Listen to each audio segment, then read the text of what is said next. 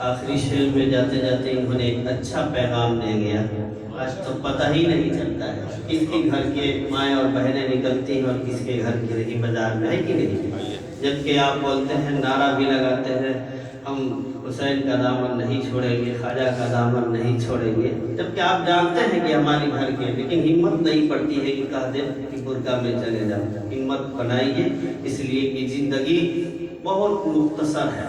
یہ آپ آئے ہیں، میلوں کی بھیڑ میں آئے ہیں، چند دن کے بعد چلے جانا ہے. کون رہے گا، کون چلا جائے گا، یہ کوئی نہیں جانتا ہے. ابھی بول رہے ہیں ابھی چلے جائے گی، ہم نہیں جانتے ہیں، لیکن عقیدہ سبھی کا ہے موت پہ. ہر دھرم کا عقیدہ ہے. بہت ہی اچھا شعر پڑھ رہے تھے، میرا ذہن ایک کہہ رہا ہے، نعت کا شعر کی وہ آنکھیں جگمگاتی ہے، وہ چہرہ جگمگاتا ہے.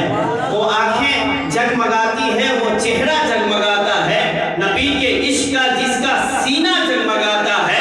اور پہنچ کر چاند پہ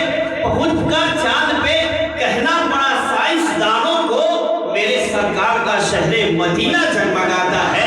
میرے سرکار کا شہر مدینہ جگمگاتا ہے. حضرات لگ رہا ہے کہ وقت ہو گیا ہے کہ 10 بج گیا ہے. 10 تو بجے بولے تھے، 10 بج گیا. آپ لوگ ایسا مایوس ہو کے بیٹھے ہیں. آخری وقت جو ہوتا ہے وہ دعا قبولیت کا وقت ہوتا ہے. امام صاحب نے کہا دعا میں برکت بہت ہوتی ہے. آپ نماز پڑھتے ہیں، بہت سارے کچھ لوگ ایسے ہیں جو نماز پڑھ کے چل دیتے ہیں، جبکہ اماموں سے ہم نے سنا ہے کہ دعا جو ہے وہ نماز کا مغز ہوتا ہے. دعا کیجیے اللہ کی بارگاہ میں، نماز پڑھیے لیکن دعا کیجیے ضرور، اس لیے کہ اللہ دعا سے بگڑی ہوئی کو بنا دیتا ہے.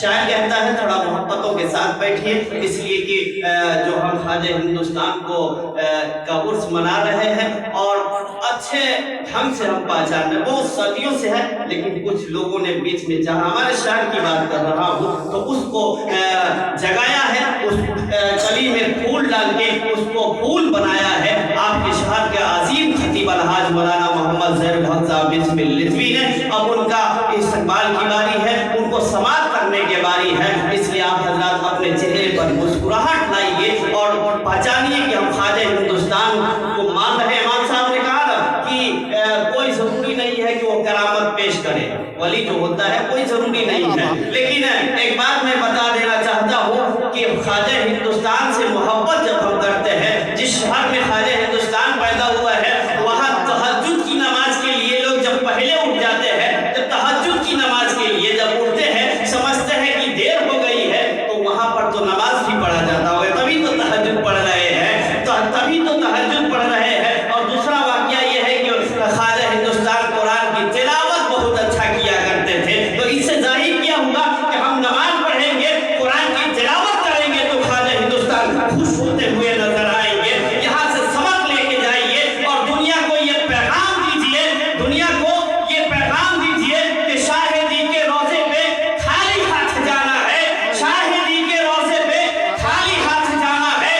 لوگ گل چڑھاتے ہیں، ہمیں دل چڑھانا ہے، اور ایک ہی مسلے پہ 2 امام ہے شبنم. ارے پشت پہ نوازا ہے تو بندگی پہ لانا ہے، پشت پہ نوازا ہے تو بندگی میں لانا ہے. شاہدی کے روزے پہ خالی ہاتھ جانا ہے. حجازی صاحب ایک کے لے کے آئیے ماشاءاللہ. بھائی اب آتے رہیں گے، آتے رہیں گے. نہیں، ایک ہی بات دے دی ہے ہم کو ماشاءاللہ. آپ حضرت مسکرائیے اور اپنا خطیب کا استقبال کر لیں. نعرہ تکبیر، نعرہ رسالت، نعرہ رسالت. سنی دعوت اسلام کی دعوت کو ہر صبح کرے، سنت کو گھر گھر پھیلائے، تبلیغ اسلام کرے.